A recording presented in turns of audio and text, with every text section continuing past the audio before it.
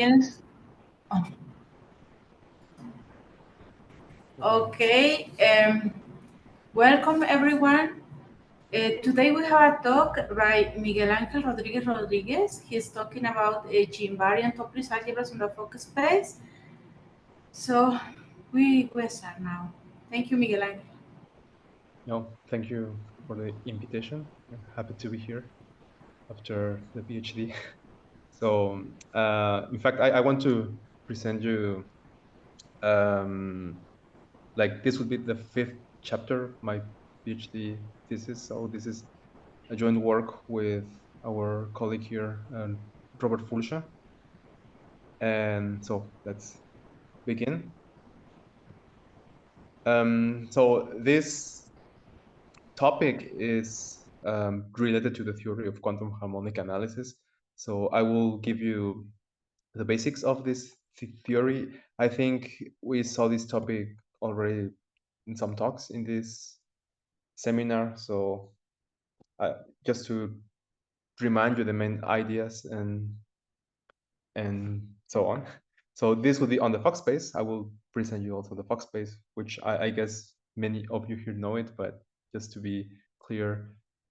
Then I will discuss a little bit about this topic called spectral synthesis and its relation to Toeplitz algebras. And in the end, I will show you this G-invariant Toeplitz algebras. And so in the end, we will get a commutative C-star algebra, and I will describe its Gelfand theory.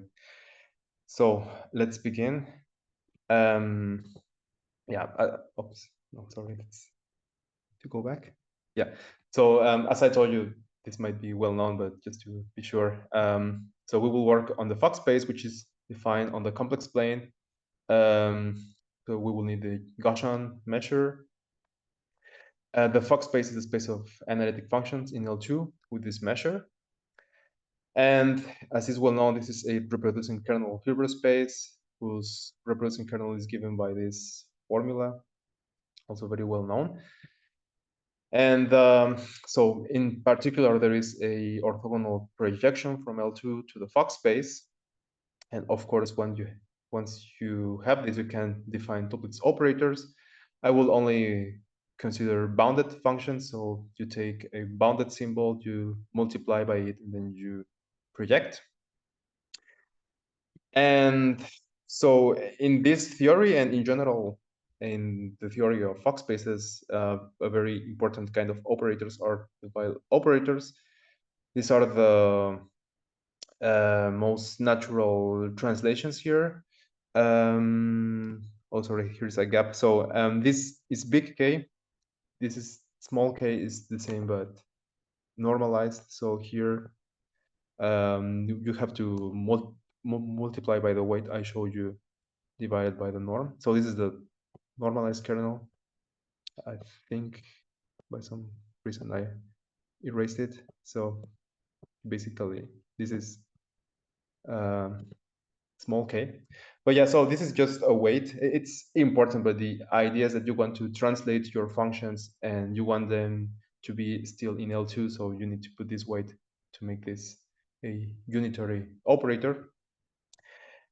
Okay, next, an important thing about these Weil operators is that they give rise to the so-called exponentiated CCR relations.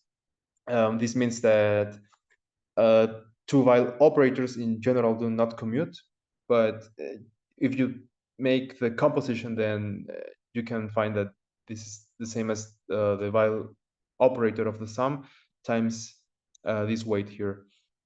And you can also show that the adjoint of a Weil operator is a Weil operator with this minus z. And okay, and this is important. Once you compose them, you get this weight here, and the weight is given by e to the minus I times this canonical symplectic form on C.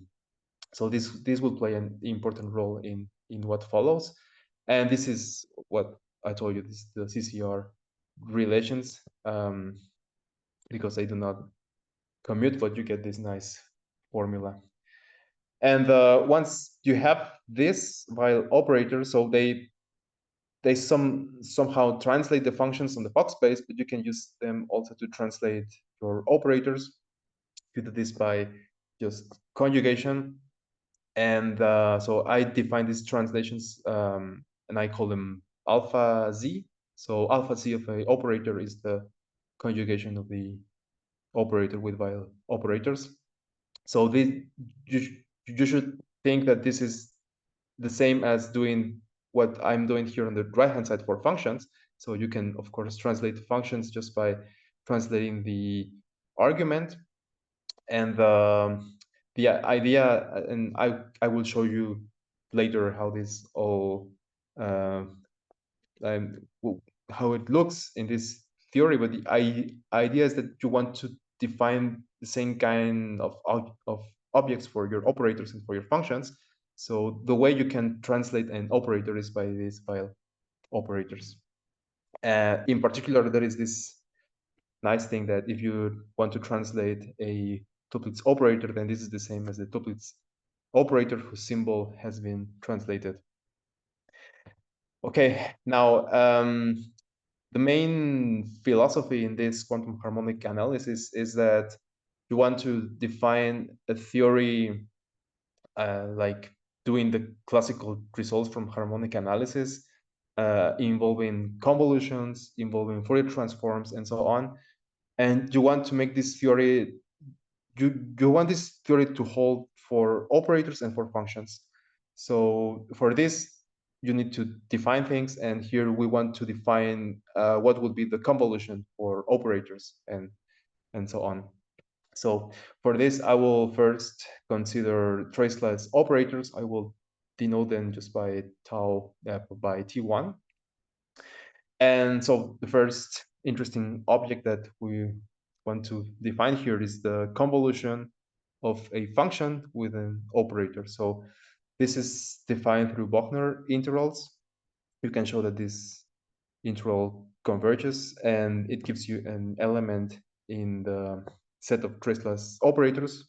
Once you take, so you have to take an L1 function and a traceless operator, and you get this. By definition, we make this commutative. This is a interesting thing, but this works very nice, but like this is the most natural way to define the convolution of an operator with a function. So just by definition, this is the same as f star a. So this is the convolution of a function and an operator, and you can also define the convolution of two operators. So this is the formula. So you take the trace, you take a, and then you have to translate. So this alpha z was our translations with while operators. And you write this formula here. So this depends on z. So what you get is a function on z. And this u is the so-called parity operator, which acts on functions like this. Again, if you do this conjugation here, u, b, u, this is like taking the parity of b. So if u of f is f of minus w, you should think that u, b, u is like like doing this operation, but for b. Yeah, okay. Now, this formula, by the way, makes all sense if you write things down. So you just change the integral by a trace, which makes sense. You integrate your function. So here you just write your operator, and here you integrate also with respect to some translations. So here also integrating with respect to some translations. And this u is making, in some sense, so for the integral of a function and a operator, you want to translate the argument of alpha.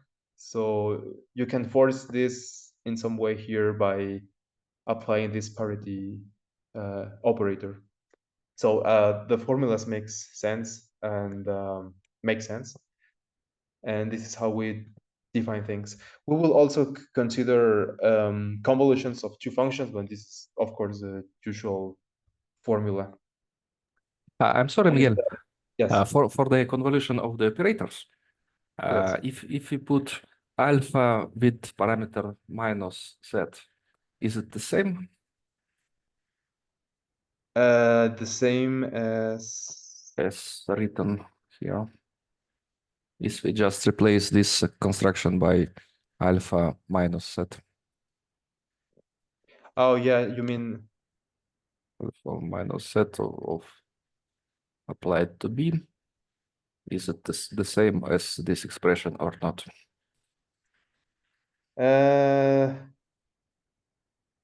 This should be the same, but I'm not completely sure. Okay. I think this should be the same. Okay. Yeah. So, okay. There are some nice properties here. I mean, these are the definitions, but they wouldn't make sense if it was not a nice thing. So we have these properties which behave just like what happens with functions. So for example, if you take this convolution of a function and a operator and you take the trace, this is the same as taking the product of the integral with a trace. So this is what happens when you take the integral of a convolution of two functions. So instead of getting the integral, you get the trace. And you can also see that the norm of the convolution is bounded by the L1 norm of f and the, say, L1 norm or the trace class norm of A. And so for the other convolution, you get something similar. So you integrate the convolution, and then you get the product of the corresponding, say, integrals. In this case, again, they are traces. And you get here this weight, this pi lambda to the n. But yeah, this is just some constant which isn't really playing a role here. And if you take the norm of this convolution, then again, you can bound this by the L1 norm of your operators. So I define this only for trace class operators and L1 functions. And this is to make things work nice. For example, this is to make the Bochner integrals converge. But you can extend this to L infinity functions and trace class operators, or L1 functions and bounded operators. And yeah, so like you can play with that just by doing the usual identifications with the duals of the spaces. So a nice thing here, for example, is that you can write Toeplitz operators in terms of convolutions. So if you take the projection onto the space, so let's take this projection, like the closed span of the one, and then you take a function and you do the convolution with Q, then you get the Toeplitz operator with symbol F. So in this case, for example, you can define this just by taking F in L1, and so Q is, of course, a traceless operator. So when you take the convolution, this gives you a Toeplitz operator, and this makes sense with these definitions. In fact, since this is a Bochner integral, this would give you already that the Toeplitz operator has to be trace class, and this is a natural consequence. But you can use this fact. You can use duality, and so you could take here, for example, f in L infinity, and then you would have Toeplitz operators with bounded symbols. So this is the reason why all this theory about Toeplitz operators can be studied by means of quantum harmonic analysis. So let's continue. So that were the convolutions, but you can also define Fourier transforms. So in this case, I would like to use the symplectic Fourier transform. So instead of taking only e to the, say, minus z times psi, I take this symplectic form. So this was the imaginary part of z bar times psi. This doesn't really affect the theory of Fourier transforms, because this is giving you, again, a identification with the dual group of Cn. But we want this because when you write this way, then the expressions look much better. But you could make this also with the usual Fourier transform. So this is, of course, well known, the Fourier transform just for functions. Maybe just changing this a little bit, but this is what we all know. And you can also define Fourier transforms for operators. So as with functions, you can define things easily by taking functions in L1, and then you might want to extend this or to do other things. So also for operators, the most easy way to define Fourier transforms for operators is if you take them in trace class. So we do this to make things work properly. So take a trace class operator. Then this is important here. As we did for convolutions, we change the trace by an integral. So in this case, we change the integral again by the trace. Then the function is now our operator. In this case is A. And now one important thing is that we are taking the character here, and we are, so wait, so this is the character. We are replacing it by a while operator. So in the world of operators, the while operators play the role of a character. So that would be important. And you have this Riemann-Lebesgue lemma. So these two are functions in Xi, and both functions live in C0 of Cn. So yeah, this is taking L1 things to C0 things. And you have also this convolution theorem. If you take the convolution of two operators and you take its Fourier transform, so this gives you the product of the Fourier transforms. You have, again, this weight here, but again, this is not really important. This is just some constant that you have to take a look at when you work, but this is just a constant. So again, this makes this, so the Fourier transform of a convolution is the product of the Fourier transforms. And this holds also for the convolution of a function with a operator in this case. And this is why we wanted to use the symplectic Fourier transform.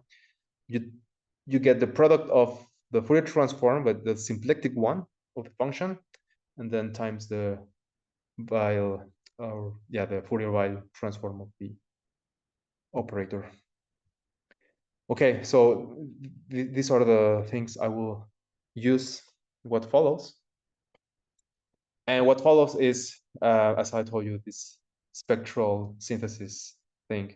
So if you think of convolutions and characters and so on, just in terms of Gelfand theory, then you have your L1, you have your algebra in L1, then you take the Fourier transform, and taking the Fourier transform is like taking the Gelfand transform. So spectral synthesis is simply to look at the Gelfand image, and there you might know you have this whole kernel topology.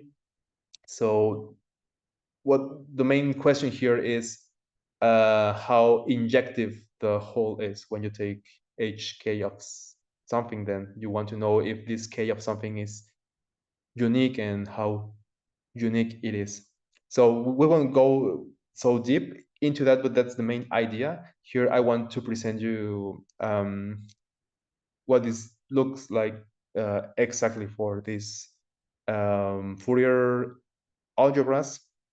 And in particular, I will show you the dual version of it just to make things not so long. But this would make sense also in the, like, you don't have to go to the dual to do all of this. So for this, let's consider by now just any set, any subset of Cn. We only need this to be closed.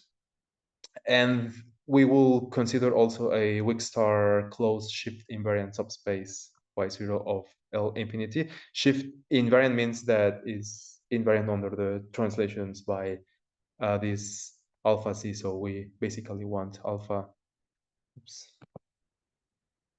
Z of Y equals to Y. So this is basically a shift invariant.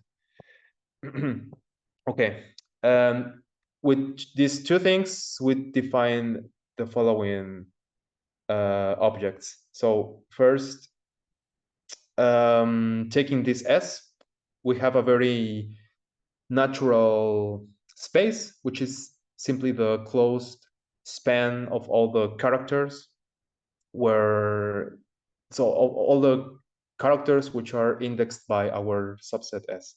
So if you go to the Gelfand theory and so on, this would be simply to take the closure, like the weak star closure of a subset in the maximal ideal space. So this is our YS0. And we will also consider this second object. So you take your subspace Y0 and you consider this sigma of Y0. So this set is sometimes called the spectrum of this subspace. And the idea is also rather simple. You just want to take all the characters that live in your subspace. So this is a subspace of L infinity. So there might be some characters and you just take all of them. Here you could take the characters, but what we really need is the psi indexing the character. But yeah, of course, this is a bijection, so this is harmless. So we take these two objects. And now, I'm sorry, Miguel. I'm sorry. Yes. The space YS0, the first subspace, doesn't depend on Y0. Correct? No, yeah, no, they are independent by now. Yeah, yes. And for example, if you take all complex numbers, well, all vectors, all elements of Cn, then the first subspace is just L infinity. Yes. And okay, thank you. Yeah. So now here comes the definition. If you take this closed subset, then we say that this is a set of spectral syntheses. Sometimes these are also called simply spectral sets. If the following holds, so as I told you, the main idea was to know how injective this whole was. So if you write things down, this means that you want to know, okay, here I might say something. So this is the condition, but you can compute here. So you can compute the spectrum of any subspace. So in particular, you could also ask what's the spectrum of YS0. So you take this.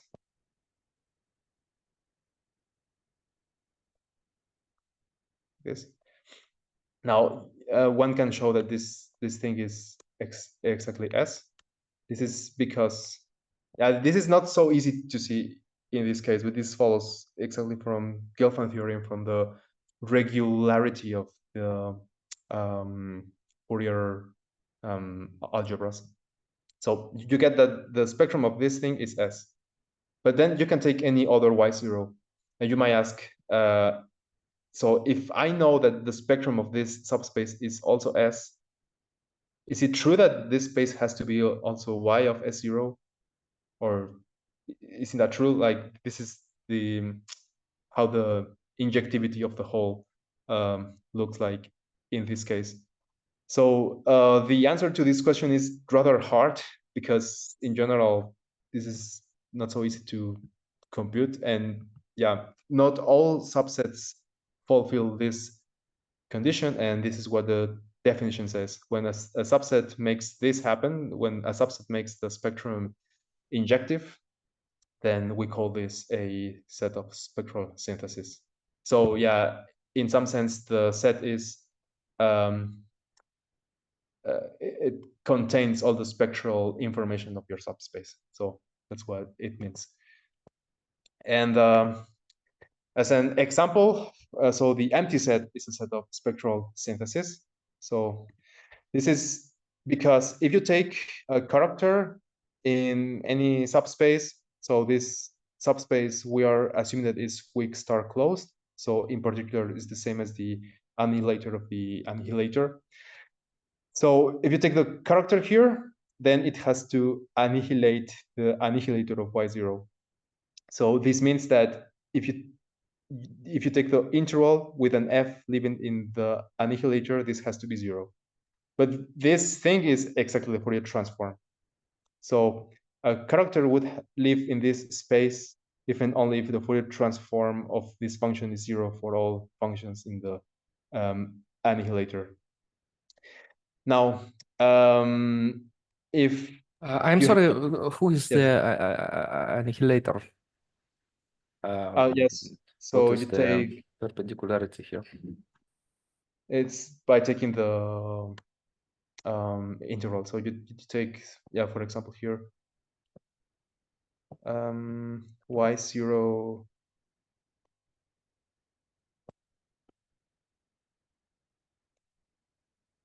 perp. This is the set of all f, such that the integral of f with g is 0 for all g in y0. Yeah, it's hard to write. So you use just the usual inner product in. Yeah, basically yes, yeah. But yeah, we are not looking at some L2 structure here, but yeah, this is basically the inner product. But the functions are just bounded, so in the first orthogonal complement, we look for L1 functions here. Oops. What is the class of the functions? Yes, here you would look for L1 functions. Okay. Yeah. Yes. And yeah, so if you write things down, then yeah, you are looking for L1 functions such that their Fourier transform is 0 for all characters in y0. That's the idea. And if you assume that the spectrum of this subspace is the empty set, this means by this thing that there are no characters making the Fourier transform 0. So this means that this function is regular. And this can only happen if this thing is the whole L1. So that's the idea. This is by Wiener's theorem. And yeah, so y0 is of course the same as the annihilator of the annihilator. This annihilator is L1, but then the annihilator of the whole L1 is just the 0 set. And one can show that this is exactly the y empty 0. So long story short here, if you take S equals to the empty set, and you write this equation here, then so you write here empty set instead of S.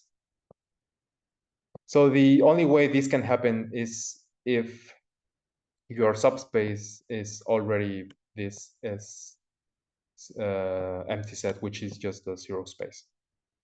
So that's why the empty set is a set of spectral synthesis. Okay, this is interesting and is important in the theory, but we will see why is important. It's not so important to understand all details right now. So as I told you, the main philosophy of quantum harmonic analysis is to change or to define a theory that makes sense both for functions and for operators. So we want to see what this looks like for operators. So this was our picture for functions, and here you just change things. So for example, we took first a subspace of L infinity. Now you can take a subspace of bounded operators. Then you took here characters in L infinity. As I told you, the while operators are now our characters. So we take this new subspace. In this case, this is again in the weak star topology. Here we change it. The spectrum now of a subspace in L infinity will be the set of all characters which are there, which means the set of all while operators. And now we say that a set is a quantum set of spectral synthesis if taking the spectrum, and so you take the spectrum of the subspace and you see that is the set S, then this set, this subspace Y1 has to be exactly this YS0. So sorry, here's a typo. This should be 1 because I'm writing 1 for spaces of operators. So YS1 is the only subspace which makes or whose spectrum is S. In this case, it's a quantum set of spectral synthesis. So we basically just substituted the objects here, so functions by operators and so on. So of course, okay, and this subset S is still just a subset of Cn. So a natural question might be if there is any relation between the usual notion of spectral sets and these quantum spectral sets. So the answer is yes. This is this result here. This was proven like basically completely by Veana for the case. So you can define this theory in just L2 spaces and L1 spaces, trace class spaces on L2 and so on. But you can also do this for the Fock space. So the Fock space version is part of this joint work. And the theorem is that if you take any closed subset, then it is a set of spectral synthesis if and only if it is a quantum spectral set. So this is very powerful because you can understand how some subspaces of operators behave if you understand how the corresponding spaces of functions behave. So we will use this for our algebras. I'm sorry, Miguel. For this proposition, are there some sufficient or necessary conditions, something simple for a set to be a set of spectral synthesis? Yes, we will see one of them. So in fact, I think the most natural and the easiest two ones we will cover in this talk. So the first is just this, if the set is empty, and the second one we will see it later in the next slides. Yeah. So let's go to Toeplitz algebras. So a Toeplitz algebra for me is, as you might think, is just the algebra of operators, which is generated by some Toeplitz operators. Here we will be interested in C-star algebras. So we will, okay, and as a usual thing in this theory, you want to understand the algebras by means of the geometry of the space, and usually you get nice things if you study the invariances of your operators. So that's why we consider by now the space of all operators which are invariant under some specific translations. So here I just take any set, any G, and I take all operators which are left invariant by translations by this Z. So you can prove, for example, that this set is the same, this AG is the same if you take, instead of G, the closed subgroup generated by G. So you don't have, or you can take any set, but in the end, it's only interesting if you take closed subgroups of Cn. But so we will start by this definition. And this is a subspace of L infinity. And this is in fact a von Neumann algebra. So this is in particular weak star closed. So you can apply the theory from the previous slide and ask for its spectrum. So if you ask for its spectrum, you have to write here, instead of A, you write a Weil operator, and you want to see which Weil operators live here. So this alpha C was given also by means of Weil operator. So basically, you just want to solve some equation with Weil operators. And in the end, what you get is that the spectrum has to be this kind of symplectic complement, which I say kind of because it's not the usual symplectic complement. This is given by all elements from Cn, such that the usual symplectic form lives in pi times a integer, Zn is equal to pi times integer. So this follows, of course, from the equation that you get for your Weil operators, and it follows also from the CCR relation. So if you remember, we had that the composition of two Weil operators was given by some weight, which depended on this quantity times the Weil operator of the sum. So this is why you get this symplectic complement. So again, we want to understand this algebra, which is in particular a subspace of L infinity, a weak star closed subspace. We take the spectrum and we find this. Okay, and there is the condition I wanted to talk about. So it's not a easy result. This is a deep result in harmonic analysis, but it turns out that each closed subgroup is a spectral set. So because of the previous slide, this is also then a quantum spectral set. And then this means that you can apply the theory here. So as I told you, it suffices if you take G to be a closed subgroup. So this is a subspace. We know that the spectrum is given by this, and we know that G is a spectral set. So this implies that AG has to be exactly given by this. In that case, it was YS1.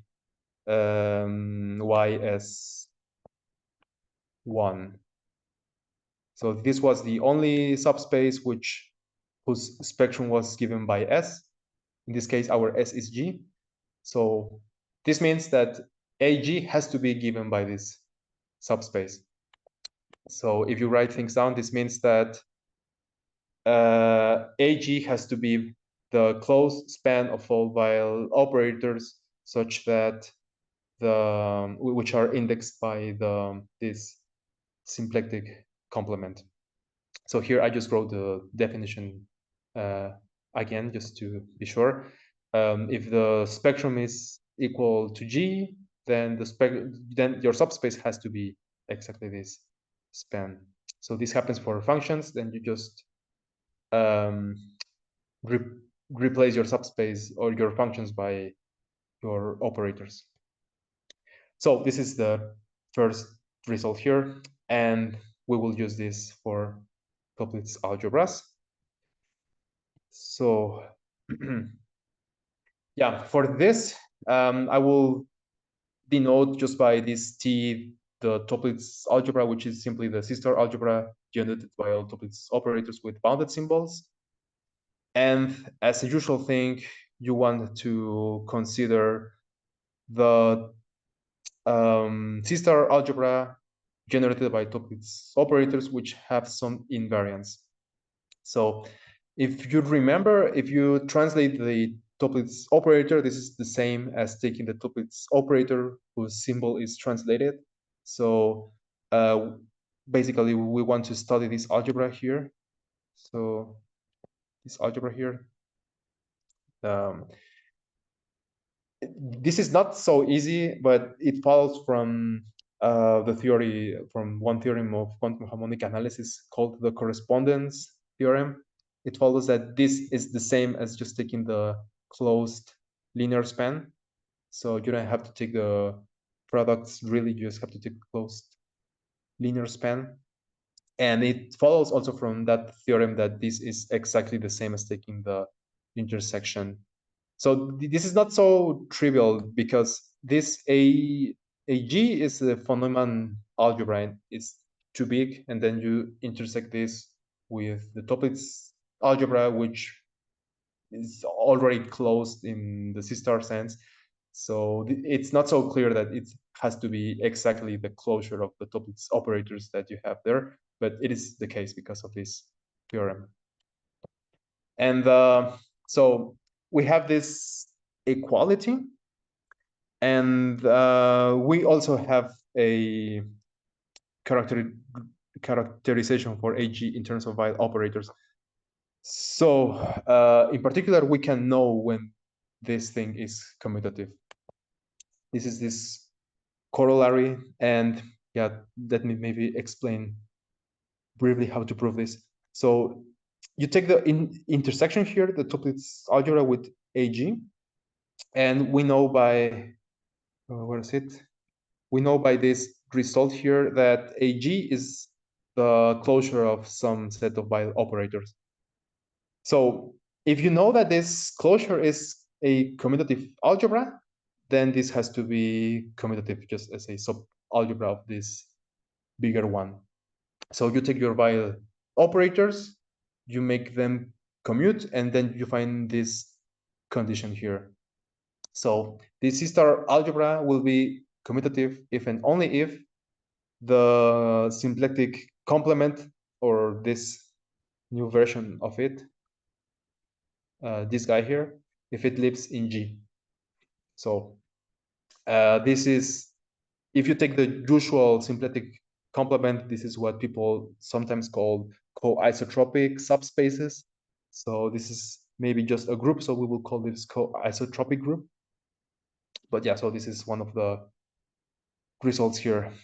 And yeah, this is why spectral synthesis was important, because in general, you don't know what to do with this AG, but there is a very nice characterization of it, so you can see if your algebra is commutative or not. Okay, now once you have something like this, there are two main things, I guess, that you should do. One should be to understand which groups are co-isotropic, and the second one should be to describe the corresponding Gelfand theorem. So let's see this just briefly. So as an example, take, for example, the imaginary line. In this case, this is a Lagrangian subspace, which means in this case that the symplectic complement is the same as G. But you have also other things. You have, for example, this discrete lattices. So take just two numbers such that this pi over the product is a integer, a positive integer. Then you can see that this is a typo here. This shouldn't be afterwards. Sorry. The symplectic complement of this guy is this set. And if you assume this condition here, then this lives in G. So this tells you that there are also discrete subgroups, which makes our algebras commutative. So this is rather new, because most of the time we only worked with subspaces or with very big groups, but it turns out that you can also construct algebras with discrete groups. So yeah, this is, as I told you, this is a typo, but this group is also important. This group would be the Lagrangian version of this group here. So we will see that later. But yeah, these are co-isotropic in general. You don't really have that G has to be equal to G perp. But you can do the following. So if you take any co-isotropic group G, then by Zorn's lemma, you can prove that there is also a Lagrange group in between. So I call this just H, and this means that H equals to H perp. And if you understand the algebra for the case H, then the algebra for G would be just a subalgebra of your algebra, which means that it suffices to understand the algebra for H. So because of this, we will only consider in what follows Lagrangian subgroups, but what we will do just covers all our cases. Now, as I told you, this group here is important, this particular case of this more general group. And this is because you can prove that every Lagrangian subgroup, so every closed subgroup G such that G equals G perp, is symplectomorphic to a group of this form. So on the left-hand side, we will have k copies of Lagrangian subspaces, the usual ones. And on the right-hand side, we would have this n minus k copies of the discrete group. So this is the main first point I told you that we wanted to understand. The second one is to understand the Gelfand theory. So maybe let me... I'm sorry, Miguel, yes. about this page. For the complex plane, if you consider the subgroup consisting of all real numbers, the real numbers form a coisotropic group or not? You mean instead of imaginary numbers, example 1, consider all real numbers. Yes, they would also form that. Oh, no. Yeah. It looks simpler to work with real numbers than... Yeah, that's true. That's true. But I wanted to use this because this is exactly the example that was used in other works. But yeah, you could also use simply just R, and that would work also. Yeah. Okay. In fact, I think it should work for any one-dimensional real subspace. You can just rotate it. Yeah. So we want to understand the Gelfand theory when G is of this form. And yeah, as I told you, this case here was already studied by Kevin Esmeral and Professor Vasilevsky. And they describe the theory for this case, for this, what you get is the so-called horizontal symbols. So this is already known. And now I would like to describe what you get on the right-hand side. So I think I got 10 minutes. I'll do it a little bit fast. So it suffices to describe this case. Okay, what follows is the usual procedure. Before that, I want to mention a couple of things. So this group, which is the prototypical discrete group, is not just any lattice in C. It turns out to be important. We will write the elements just by WK. So this group is called the von Neumann lattice. It has, there are a lot of works on this topic and its relation to the Fock space. In particular, this is a set of uniqueness for the Fock space. This means that if you take a function which vanishes on this lattice, then your function has to be 0. So all of the Fock space, or all the values of a function in the Fock space, are encoded in what happens in the lattice. So this would be important. And a consequence of this is that the Fock space is exactly the closed linear span of the reproducing kernels associated to this lattice. I'm sorry, Miguel. A technical question. If you include 2 pi of pi in the definition of the character, then we just could omit these factors, yeah? Yes, we could, yes. Yes, yes. This is just by the normalization of the characters. Exactly, yes. Oh. Yes. So we will use this later on. And yeah, we want to understand the Gelfand theory of this, of the algebras that come with this group. And for this, I will use the usual scheme that was developed in other works, which is given by two ideas. First, you want to somehow deform your subspace such that you can apply some Fourier transform. Then you apply the Fourier transform. And the second thing would be to compute the image under these transformations. This image is usually given by some product. Then you want somehow to factorize that product. This would give rise to a orthogonal projection. And this projection would be just the projection on, so for example here, from L2 to the onto the Fock space. And with this, you can write Toeplitz operators by an explicit formula. So the magic here is that this procedure diagonalizes your operators. So I will basically do this. So here are the expressions, but just because of time constraints, I will just tell you what is going on here. You take your whole complex plane, and then you want to, you can kind of cut it, something like this, where each intersection point is a point in the von Neumann lattice. And then you can restrict your function on each of these squares that you get.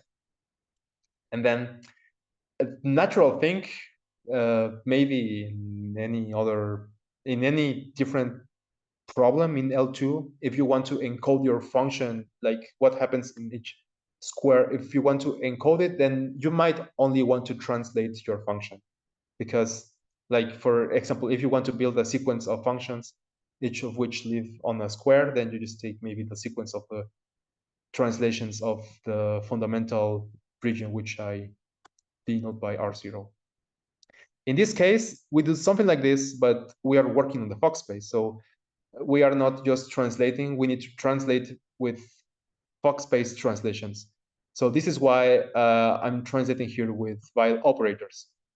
So the idea is to take a function in L2 of C, to cut it, and to translate the cuttings by means of while operators. So with this thing, I make a sequence of functions, each of which lives only on a square, and I call this U1, this unitary operator. Why do you want to do this? Because the squares are indexed by your lattice, and you want to take a Fourier transform along the lattice. So for this, once you get this sequence, you can see that this space where it lives is isomorphic to this tensor product. So basically, you want to take the Fourier transform on the right-hand side.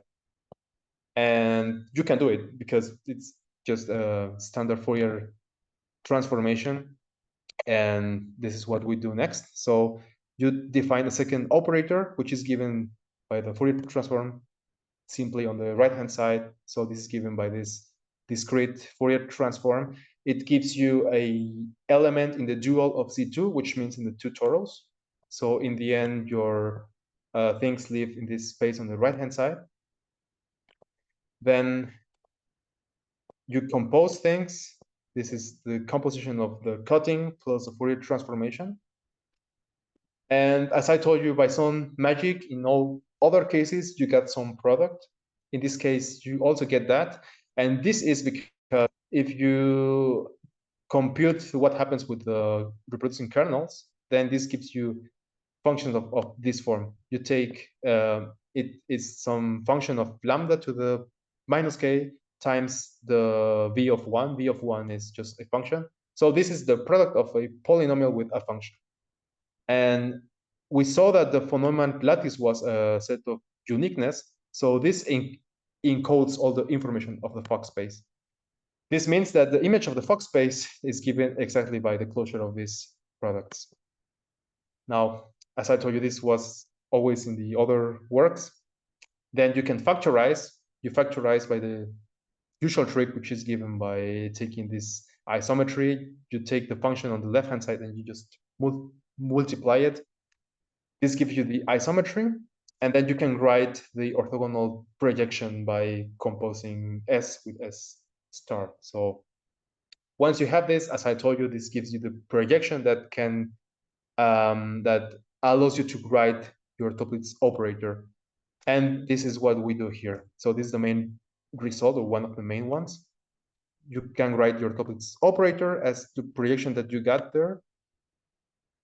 And once you write things down, you see that this is given by some multiplication operator.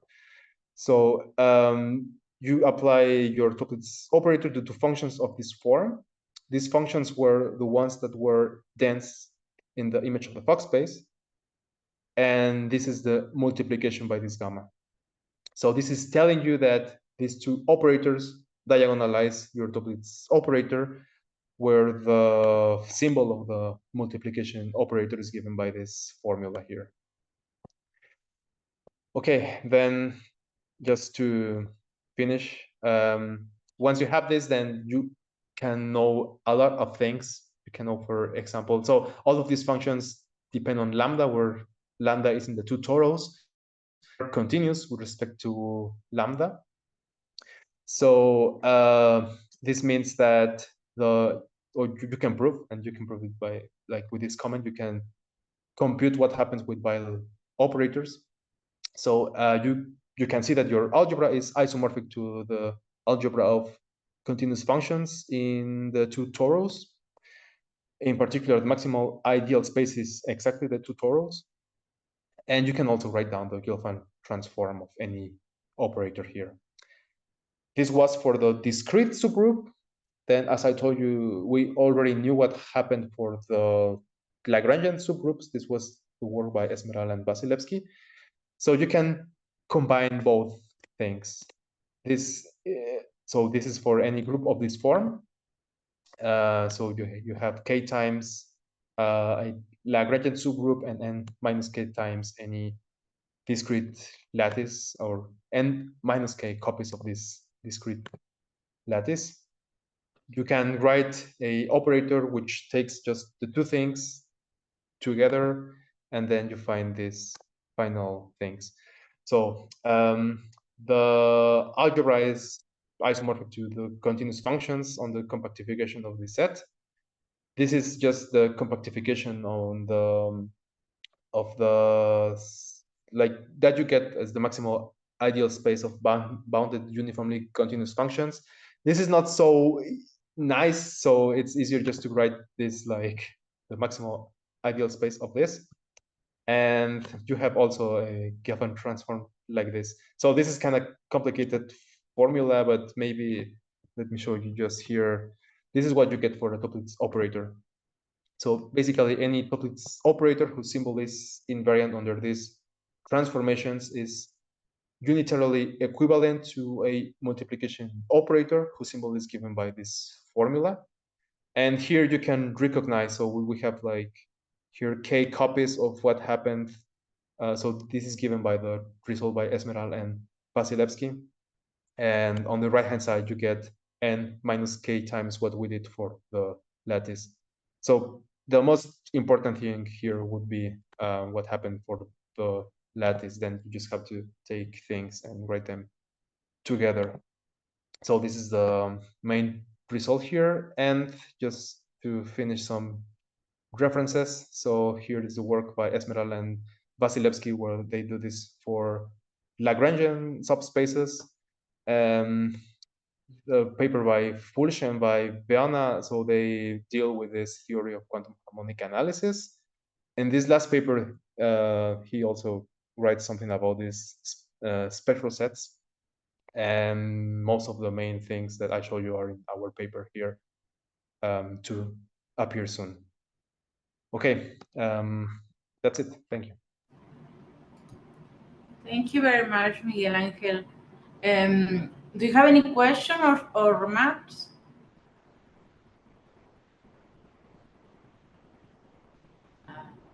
Well, I did many questions, but I have a couple of new ones.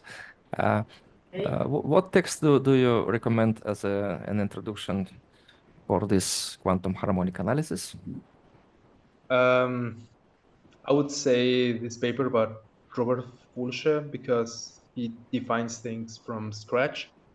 So I think this is very nice written, so you can understand almost all of it like easily. And if you want to read like the first work in this theory, it would be the work by Beana, which is sometimes harder to read, but there are also very nice ideas there. So yeah, I would say these two papers. But Werner writes without complete proofs, right? Yeah, that's the problem. Yeah, it's kind of hard to read sometimes. Yeah. Another But question. paper by Fulci is very well written. Thank you. And another question: when you define the Fourier transform of operators, Yeah. could you please show?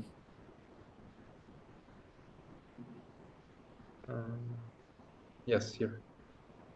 Fourier transform of operators. Well, maybe we can consider the unital algebra consisting of scalar operators plus trace operators. Yeah, just work with the unital algebra. Okay. Yeah. And well, this algebra is not commutative, but we can apply the Fourier transform in this sense to the trace part, to the trace summand, and just add the constant function. Yeah. Yeah. So, well, this Fourier transform of an operator would be sufficient to describe the invertibility of an operator.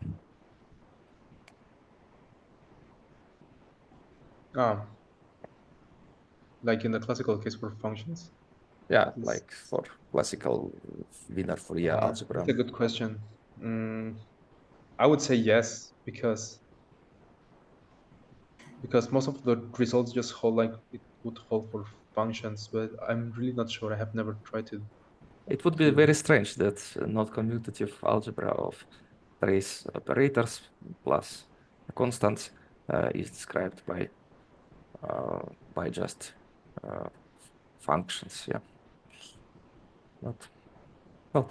And this correspondence between trace operators and functions. Yeah. What is the kernel of this correspondence? Is it known? Correspondence between trace operators and I suppose these are continuous functions or something. This should be Probably this is just Wiener algebra of sorry, functions. You mean by this formula here? Yeah.